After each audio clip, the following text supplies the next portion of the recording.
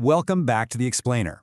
Today, we're doing what we do best, transforming some pretty complex research into clear visual insights.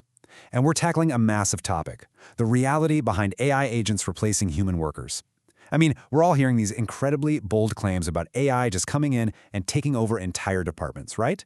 But today, we're going to look right past those flashy headlines. We'll dig into the actual data, look at the enterprise architecture, and explore some real-world ethical case studies to figure out what's actually going on here. Okay, let's just dive right into this absolutely staggering number, 2.3 million. That's the volume of customer service chats that Klarna's brand new AI assistant handled in just its very first month of deployment. I mean, that is a truly massive scale of automation right out of the gate.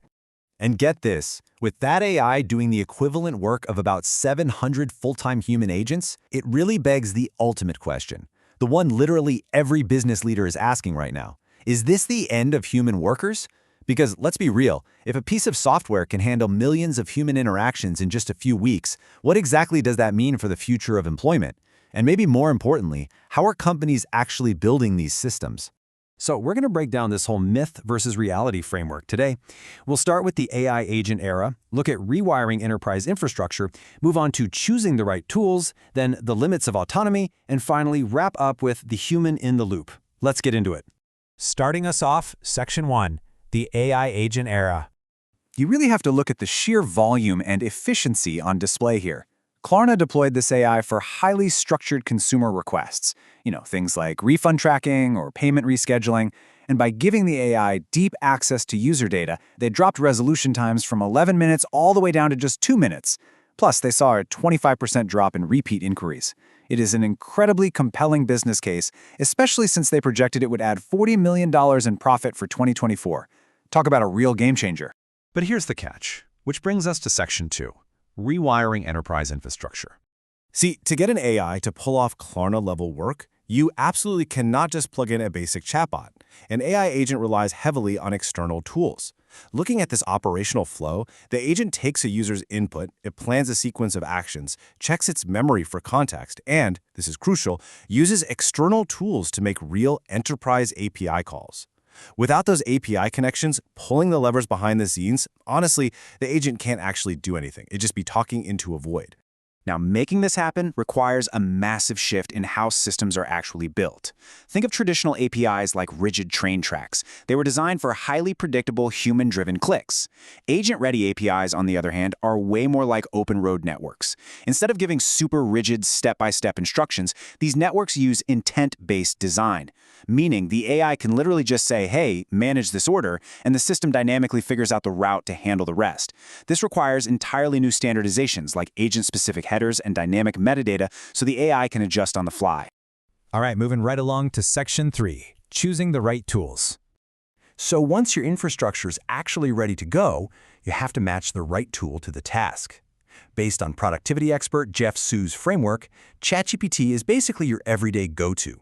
It's highly obedient and perfect for following complex checklists. Then you have Gemini, which handles massive multimodal tasks like parsing through hour-long videos. Claude is fantastic, really shining when you need high-quality first drafts or coding. Now, for specialist needs, Perplexity fetches accurate information at lightning speed. And NotebookLM, well, that acts as a super secure walled garden, answering only from your uploaded documents to guarantee zero outside hallucinations. But to orchestrate all of these amazing tools safely at a corporate scale, you really need a robust platform.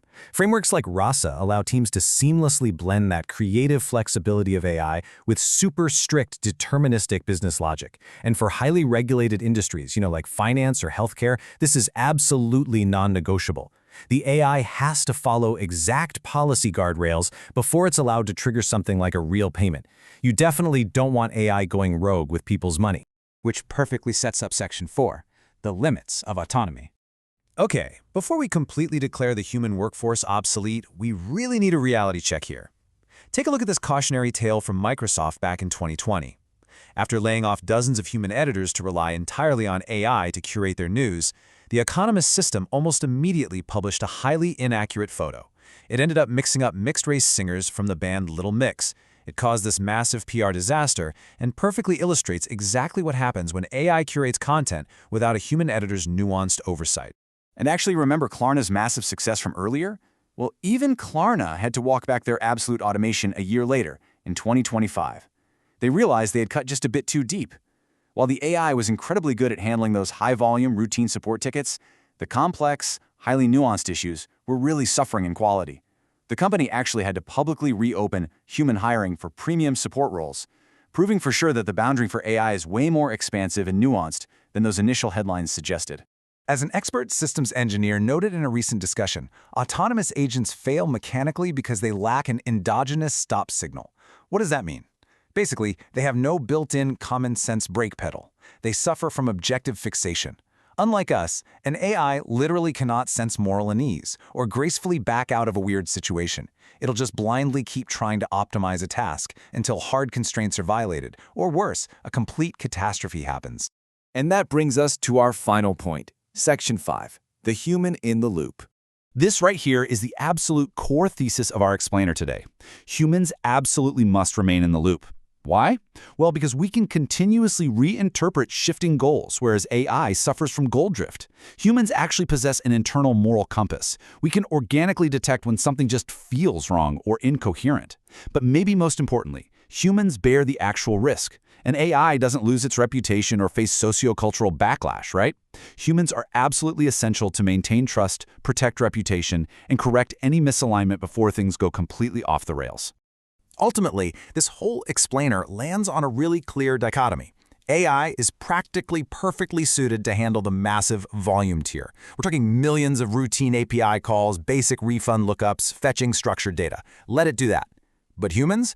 Humans are entirely necessary for the value tier. We provide the empathy, the ethics, and that critical edge case resolution that simply cannot be coded into a deterministic logic loop.